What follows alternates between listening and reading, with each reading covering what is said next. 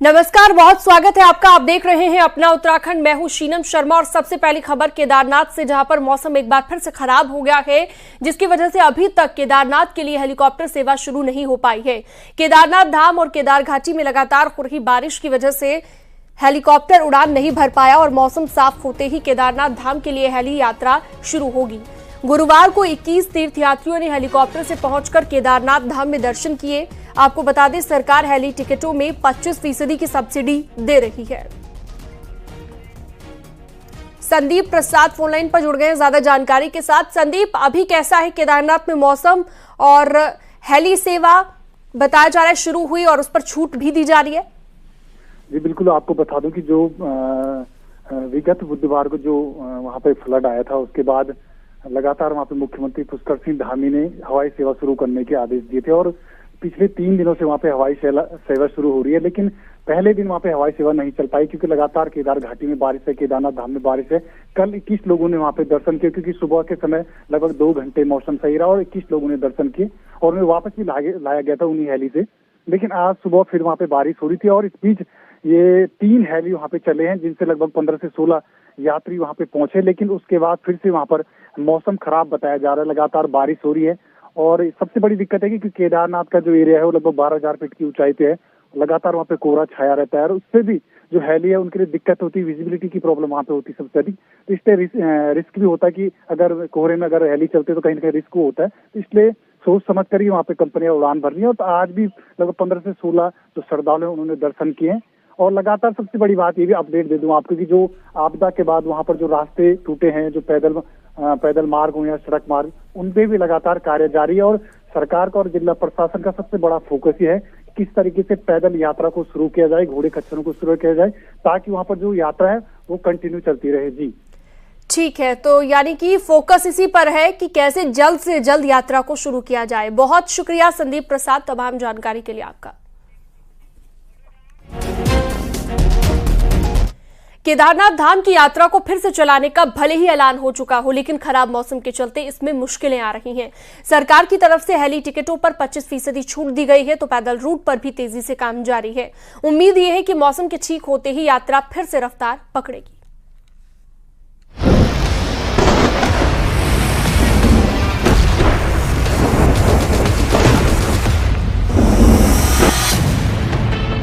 इकतीस जुलाई को केदार घाटी में आई आपदा से छोटी लिंचोली, भीमवली, रामबाड़ा समेत करीब 10 जगहों पर पैदल रास्तों को भारी नुकसान हुआ है। आलम यह है कि यात्रा रूट पर सोनप्रयाग से गौरीकुंड मोटर मार्ग पर 3 जगह लैंडस्लाइड के चलते रोड ही वॉश आउट हो गई। साथ ही गौरीकुंड से केदारनाथ तक पैदल रूट भी जबरदस्त प्रभावित हुआ है। अब सभी तीर्थयात्रियों को निकालने के बाद हवाई रूट से केदारनाथ यात्रा शुरू हो चुकी है, तो वहीं पैदल रूट बनाने का काम भी तेजी से चल रहा है। सीएम धामी का भी कहना है कि मौसम ने साथ दिया तो जल्द सब कुछ ठीक होगा। जल्दी से जल्दी यात्रा को चलाना हमारी प्राथमिकता है। हेली के माध्यम से यात्रा शुरू हो गई है और इसके बाद जो पैदल यात्रा है वो उसको चलाने के लिए, क्योंकि मौसम खराब होने के कारण से कई बार काम होने में दिक्कत हो रही है, निर्माण कार्य नहीं हो पा रहे हैं। लेकिन मौसम जैसे ही ठीक होता है युद्ध स्तर पर काम होगा, सभी विभाग मिलकर काम कर रहे हैं। हमारा उद्देश्य है कि जल्दी से जल्दी यात्रा करें। केदारपुरी की आपदा में सड़क निर्माण के लिए और आपदा में बहे 2 पुल तैयार करने के लिए आर्मी की मदद ली गई है, जिससे पैदल रूट बनाने का सामान भी ले जाने में आसानी हो।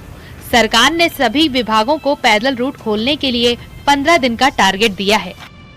पहली प्राथमिकता हमारी कवर हो चुकी, जहाँ पे लोगों को सकुशल निभाना था। अब सेकंड प्राथमिकता हमारी यात्रा को जल्द से जल्द शुरू करने का है। कोशिश हमारी यही है कि 10 से 15 दिन का हमने समय दिया है अधिकारियों को, सारे हमारे, चाहे वो कमिश्नर गढ़वाल हो, हमारे PWD सचिव हैं, हमारे आपदा सचिव, 12 से 15 दिन का हमने समय दिया है कि जल्द से जल्द जो यात्रा मार्ग है उसको ठीक किया जाए।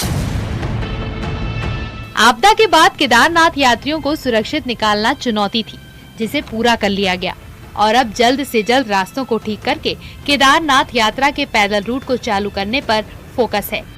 देहरादून से न्यूज़ 18 के लिए सत्येंद्र बर्तवाल की रिपोर्ट।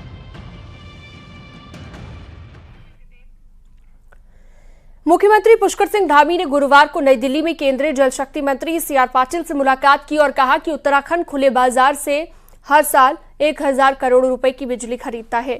उत्तराखंड लगभग 25,000 मेगावाट जल विद्युत का उत्पादन कर सकता है, लेकिन अभी सिर्फ 4,200 मेगावाट क्षमता का ही दोहन हो पा रहा है।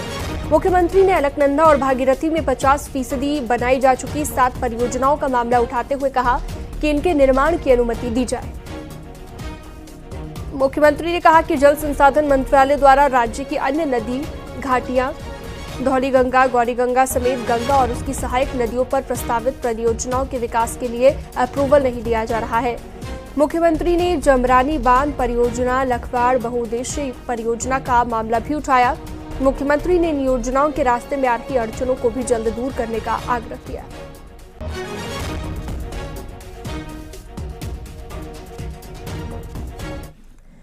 दिल्ली दौरे से पहले देहरादून में सीएम पुष्कर सिंह धामी ने जलागम विभाग की समीक्षा बैठक की, जिसमें राज्य की 2 नदियों को चिन्हित करने और फिर से उनको जीवित करने के निर्देश दिए।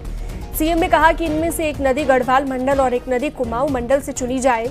इसके अलावा सीएम धामी ने कहा कि जंगल की आग को देखते हुए छोटे छोटे तालाब बनाए जाएं, इसमें लोगों की भी मदद ली जाए। सीएम ने कहा कि प्राकृतिक संसाधनों के संरक्षण के साथ ही लोगों के रोजगार पर भी फोकस किया जाए।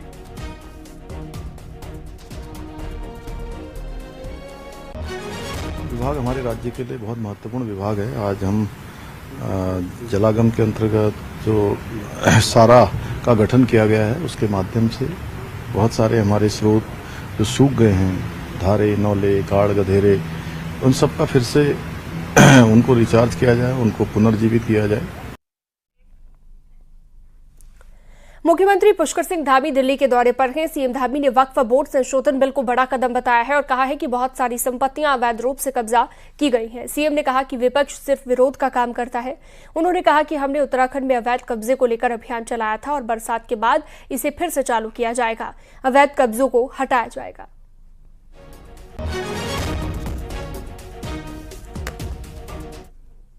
में बहुत सारे मामले ऐसे आए थे कि बहुत सारी संपत्तियां उसमें हड़पी जा रही हैं। बहुत सारे मामले इस प्रकार के विवादित आए थे और संसद में अभी बिल आने से, जब भी बिल पारित होगा तो निश्चित रूप से जो इस प्रकार की शिकायतें हैं, इस प्रकार की अनियमितताएं हैं, उन पर रोक लगेगी। कि इस समय बरसात मानसून होने के कारण से अभी इस मानसून के बाद फिर से ये अभियान चलेगा। अभी तक 5,000 एकड़ जमीन अतिक्रमण से मुक्त कराई जा चुकी है। दिल्ली में गुरुवार को उत्तराखंड कांग्रेस के नेताओं की बैठक हुई। प्रदेश प्रभारी कुमारी शैलजा के नेतृत्व में मीटिंग ली गई, जिसमें प्रदेश प्रभारी ने निकाय चुनाव की तैयारी के निर्देश दिए। साथ ही संगठन की प्लानिंग और केदारनाथ उपचुनाव पर भी मीटिंग में चर्चा की गई। मीटिंग के बाद कांग्रेस नेता गणेश गोदियाल ने कहा कि प्रदेश प्रभारी के निर्देशों पर काम किया जाएगा। तो आसन्न निकाय के चुनाव है, उसके संबंध में संगठन को उन चुनाव में किस प्रकार से कार्य करना है, इसके संबंध में, और केदारनाथ जो उपचुनाव है इसके संबंध में जो उनके निर्देश हैं, उन निर्देशों से निश्चित रूप में उत्तराखंड की कांग्रेस, हमारी पार्टी लाभान्वित हुई है और उनके ये निर्देश निश्चित रूप में हमें उस लक्ष्य तक पहुंचाने में मदद करेंगे जिन लक्ष्यों को हमें निर्धारित करने के लिए कहा गया है। आपदा को लेकर धामी सरकार की केंद्र से विशेष पैकेज मांग की तैयारी कर रही है, जिस पर उत्तराखंड कांग्रेस के प्रदेश अध्यक्ष करण माहरा का कहना है कि उत्तराखंड में आपदा से बहुत नुकसान हुआ है और इसके लिए केंद्र को विशेष पैकेज देना चाहिए। इसके साथ ही माहरा ने कहा कि केंद्र सरकार को उत्तराखंड समेत हिमालयी राज्य में आपदा के मानकों में बदलाव करना चाहिए।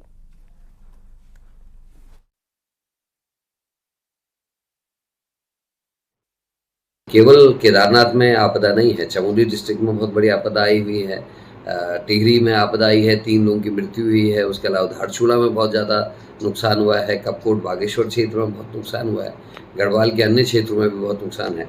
तो मुझे लगता है कि बहुत ज़्यादा पैसे की ज़रूरत पड़ेगी, क्योंकि जोशीमठ पहले ही बर्बाद पड़ा हुआ है और 1 साल से ज़्यादा हो गया, वहाँ कुछ भी नहीं हुआ है। सरकार ने जो आपदा के लिए पैसा दिया था वो जोशीमठ के लिए भी पूरा नहीं है। तो ऐसे में पूरे स्टेट को, जो आपदा से ग्रसित स्टेट है, उसके लिए कुछ अतिरिक्त करने की आवश्यकता है।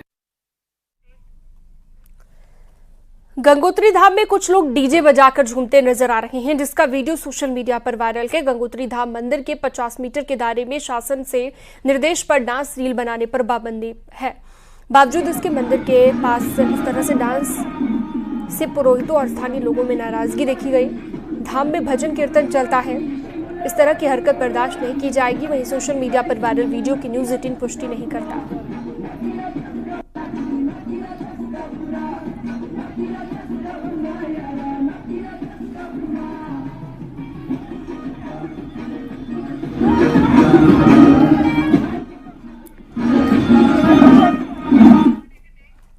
महेंद्र भट्ट के द्वारा आपदा से हुए नुकसान का जायजा लेने के लिए गठित समिति ने बृहस्पतिवार को जहां पर उत्तरकाशी जिले के रमुना घाटी क्षेत्र के आपदाग्रस्त क्षेत्रों का दौरा किया, तो वहीं प्रदेश उपाध्यक्ष नीरू देवी, प्रदेश मंत्री आदित्य चौहान और प्रदेश मीडिया प्रभारी मनवीर सिंह चौहान शामिल थे।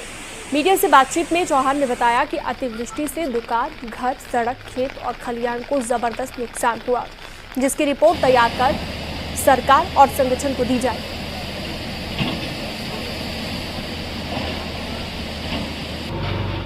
आपदा आई है और क्या क्या नुकसान हुआ है और आगे हम इसके लिए क्या क्या उपाय कर सकते हैं और कितनी क्षति हुई है, इसको लेकर के भारतीय जनता पार्टी की एक उच्च स्तरीय कमेटी अलग अलग जिलों में बनाई गई है।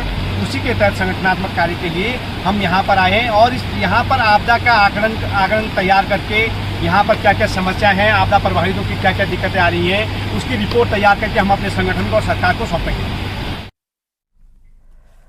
कर्णप्रयाग पहुंचे कैबिनेट मंत्री धन सिंह रावत से बहुगुणा नगर में भूधंसाव से प्रभावित लोगों से मुलाकात की गई और इस दौरान प्रभावितों ने धन सिंह रावत को ज्ञापन देकर विस्थापन की मांग की। इसके साथ ही प्रभावितों ने कहा कि बरसात के मौसम में सभी लोग डर के साए में जीने को मजबूर हैं, लेकिन 2 साल बीत जाने के बाद भी आज तक हमारा विस्थापन नहीं हो पाया है। धन सिंह रावत ने डीएम चमोली को फोन पर प्रभावित परिवारों को कहीं और शिफ्ट करने के निर्देश दिए हैं।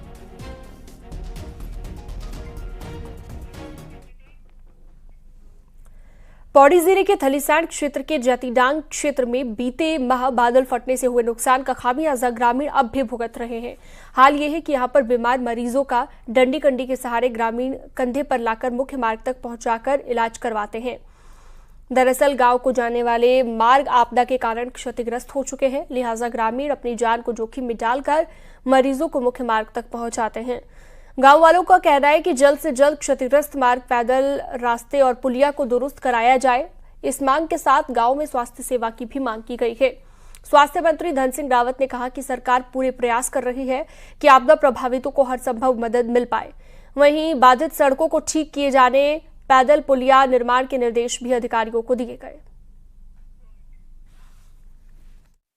डांग इलाके में काफ़ी आपदा के कारण काफ़ी क्षति हुई है और कई लोगों की गौशाले बह गई थी, कई लोगों के जनहानि हुई है, किसी के जो है घरों में पानी घुस गया था, कई मकान जो है मलबे में काफ़ी क्षतिग्रस्त हुए हैं। पूरी रोड हमारी खराब हो गई है। कह सकता हूँ कि इस दुख की घड़ी में हमारी पूरी सरकार जो है परिवार उनके जयंती और डांग के जितने भी परिजन हैं उनके साथ खड़ी है और मैं कह सकता हूं कि वहां की रोड भी हम बहुत जल्दी खोलने का प्रयास करेंगे। टिहरी के बुढ़ाकेदार क्षेत्र में 27 जुलाई को आई प्राकृतिक आपदा के चलते कई जगहों पर रोड पूरी तरह बर्बाद होने के चलते पेसवान, जखाना, गेमली, कोट गांव का संपर्क कट गया है। वहीं अभी तक पिछवाड़ क्षेत्र में बिजली आपूर्ति नहीं हो पाई है, जिससे ग्रामीण अंधेरे में जीने को मजबूर है। हालांकि प्रशासन राशन और दवाइयां इन क्षेत्रों में पहुंचा रहा है, लेकिन लगातार हो रही बारिश और रोड टूटने के चलते बिजली के पोल और ट्रांसफार्मर को क्षेत्र तक पहुंचाना और बिजली व्यवस्था सुचारू करना विभाग के लिए भी बड़ी चुनौती बन गया है। विभागीय अधिकारियों का कहना है कि कुछ क्षेत्रों में बिजली सुचारू कर दी गई है।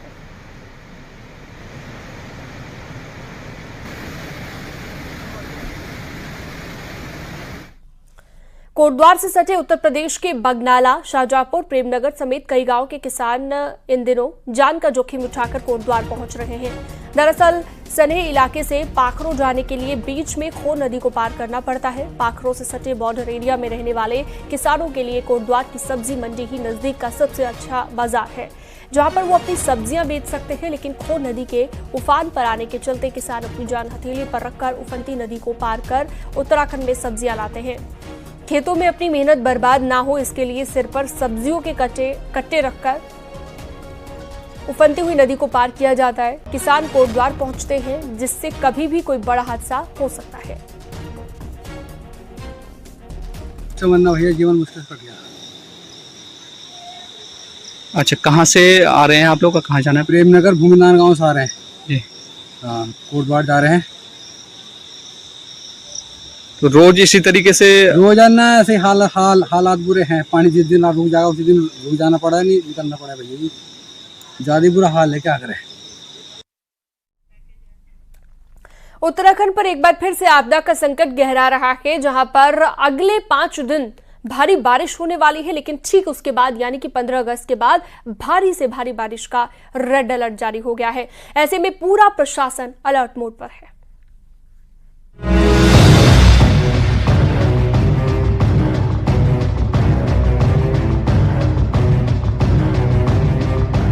मॉनसून सीजन में 1 जून से अब तक करीब 2 महीने में प्रदेश में सामान्य बारिश हुई है, लेकिन अब धीरे धीरे मॉनसून के उत्तराखंड की ओर शिफ्ट होने से बारिश की रफ्तार भी तेज होने वाली है। मौसम विज्ञान केंद्र के मुताबिक 9 और 10 अगस्त को देहरादून, चमोली, पिथौरागढ़, नैनीताल, यूएस नगर और बागेश्वर में भारी बारिश हो सकती है, जबकि बाकी जिलों में बारिश सामान्य होगी। इसके बाद 11 अगस्त से बारिश में तेजी देखने को मिलेगी।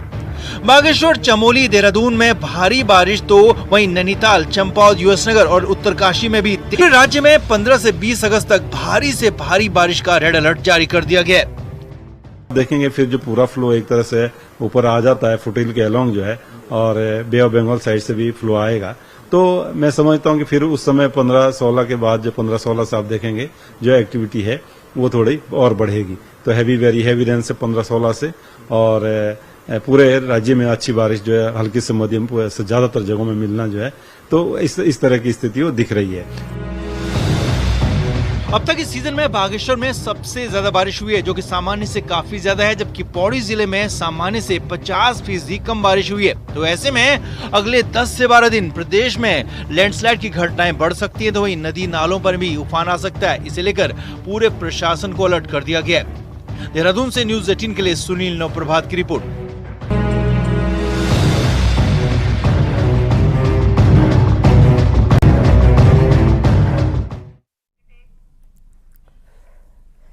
नैनीताल में पानी के मीटर बने सरदर्द। पानी के बिलों से लोग परेशान हो गए हैं। पानी की कटौती जारी है, बिल काफी भारी आ रहा है और नैनीताल शहर में लगे 9000 पानी के मीटर।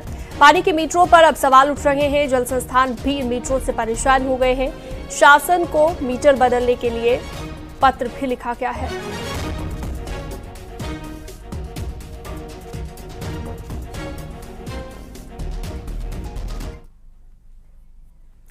अल्मोड़ा की ऐतिहासिक जेल 1872 में अंग्रेजों ने बनाई थी और अगस्त क्रांति की प्रमुख गवाह भी ये जेल रही है, जहां पर नेहरू, गोविंद वल्लभ पंत से लेकर कई स्वतंत्रता सेनानी रहे। और इस जेल को अभी तक राष्ट्रीय स्मारक घोषित नहीं किया गया है, जिससे लंबे वक्त से इसकी मांग की जा रही है।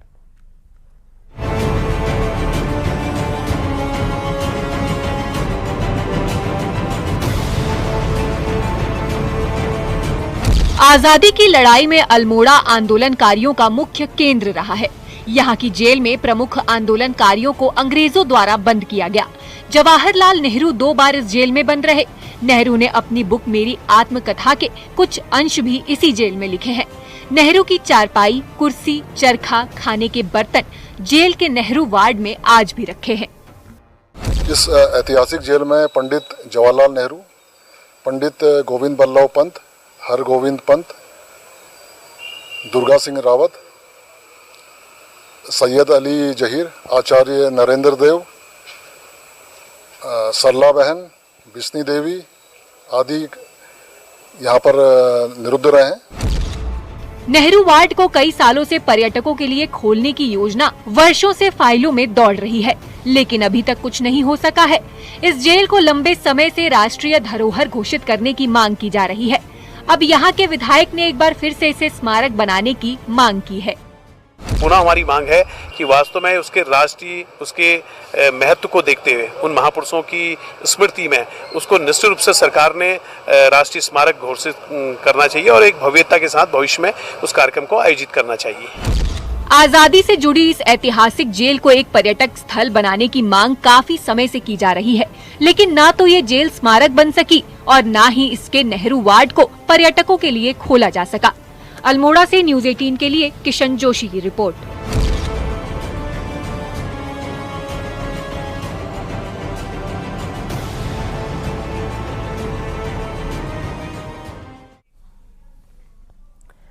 रुड़की के सिविल लाइन इलाके में दो पक्षों में मारपीट हुई, जिसके बाद पीड़ित पक्ष के घायल लोग सिविल अस्पताल में मेडिकल करवाने पहुंचे और इस दौरान आरोप यह है कि एक डॉक्टर ने मेडिकल के नाम पर 20,000 की रिश्वत मांगी। मामले का संज्ञान सीएमएस ने लिया और जांच के बाद कार्रवाई की भी बात कही गई है।